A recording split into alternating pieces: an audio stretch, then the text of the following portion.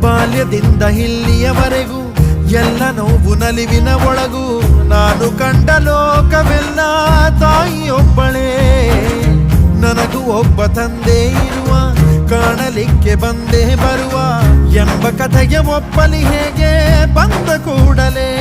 ಜೊತೆ ಬಾಳದ ಅಪ್ಪನ ದ್ವೇಷಿಸಲೇ, ಜಗ ಮೆಚ್ಚಿದ ಅವನನ್ನು ಪ್ರೀತಿಸಲೇ, ಕಣ್ಣಲ್ಲಿ ಕಣ್ಣಿಟ್ಟಾಕ್ಷಣವೇ ಕಣ್ಣೀರಿನ